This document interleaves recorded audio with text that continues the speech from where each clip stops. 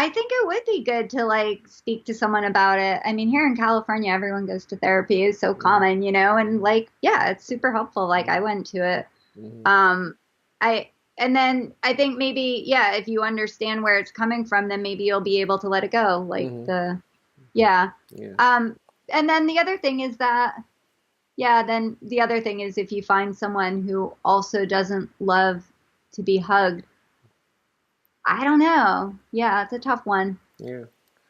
Yeah, it's really strange. But I also think that I end up a lot of times in situations where I don't intend for it to be a relationship. Mhm.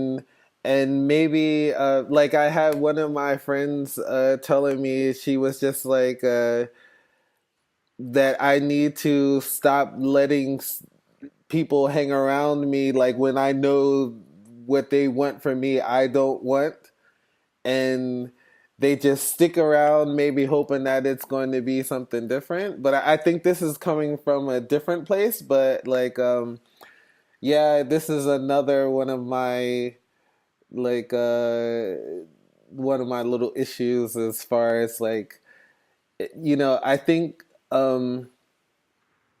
I kind of blur the line of like a true friendship, because I mean a lot of times what I want to be is friends, or maybe have something casual with more emphasis on being friends.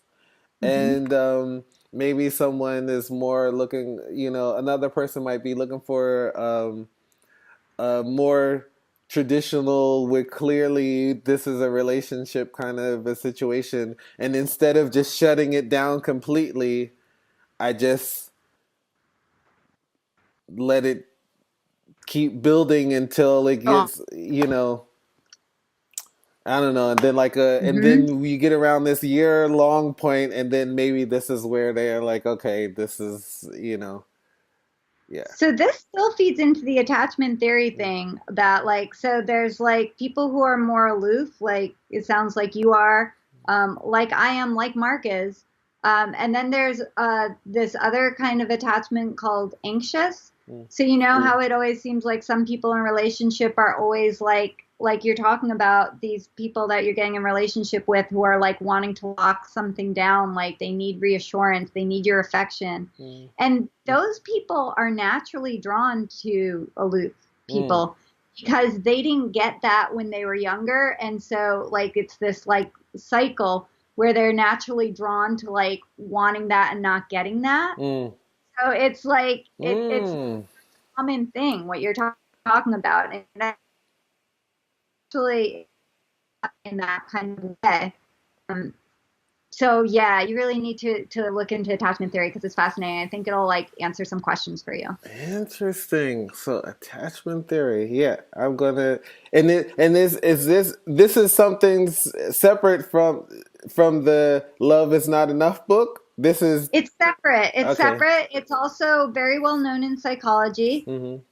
It was discovered, I think, in the 60s or 70s.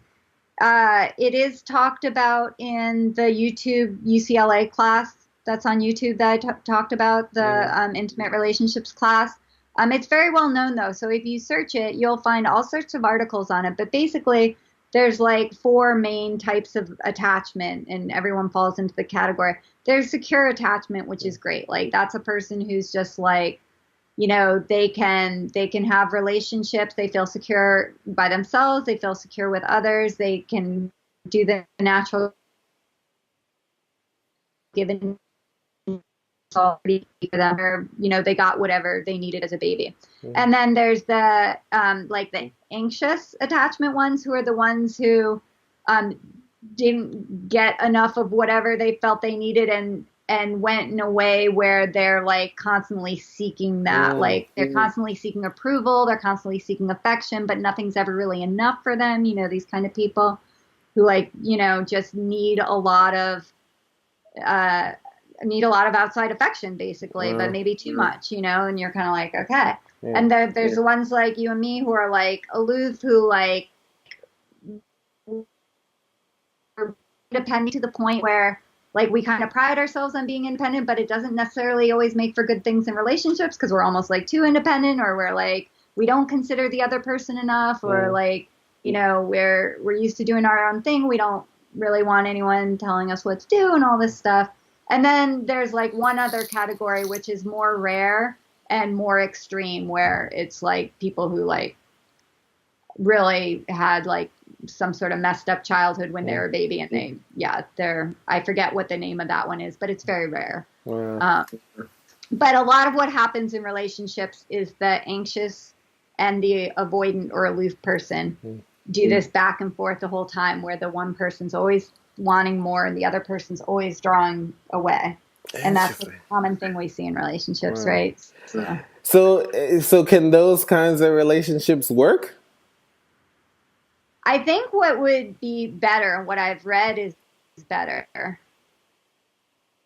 is if you're someone like you or me, where we're a little bit aloof, or if you're someone who's more anxious, it would be better to be in a relationship with a secure. Because if you're in a relationship with a securely attached person, they can actually, through that relationship, you can be switched over to be a secure person. But it's much easier if you're with a secure person to begin with. And most people are secure. It's like the larger amount. So it's not hard. Like, I think Mark is mostly secure, a little bit aloof avoidant like me. And even me, I don't think I'm like super aloof avoidant. I'm a little bit that way. So we kind of made it work. But like, remember I was saying how we both go into the silent treatment, we both withdraw? Like, that's not good for relationships. That can make it hard. So for you, I think you want someone with a secure attachment. I don't think you do want someone who's anxious, because that's just going to like make you pull away more. You know what I mean? I mean, if you fall madly in love with someone, you could work through all that stuff and go for it. When you're like looking for someone to date and you're like kind of considering this stuff, I think, first of all, maybe don't let the person pick you. It sounds like a lot of the times the other person's picking you. I think it would be better for you personally, from what you've been telling me, to pick someone, to like make the first move, to be like, oh, she's hot. Like, maybe I'll go talk to her. Then you talk to her and you're like, she's kind of interesting. Like, you be the one to ask, if, if she wants to get together, you take the first move. And then you're starting off the relationship in a different way. Yeah. I was actually thinking about this, about the fact, it kind of falls in line to something that I actually want to change about myself, which is my hesitation when it comes to interacting with someone I'm attracted to. Did it freeze? Did it freeze?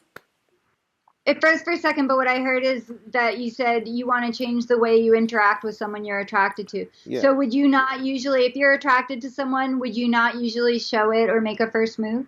Yeah, this is most likely. Yeah. And so it's actually something that I've been working on. And it was funny, during the summer, I was running around like, trying to maintain an openness, a visual openness, and so I was like practicing smiling at everyone, and just to, I mean, it's really interesting because I don't have trouble talking to people, but it does get more difficult the more attracted that I am to the person. And then if I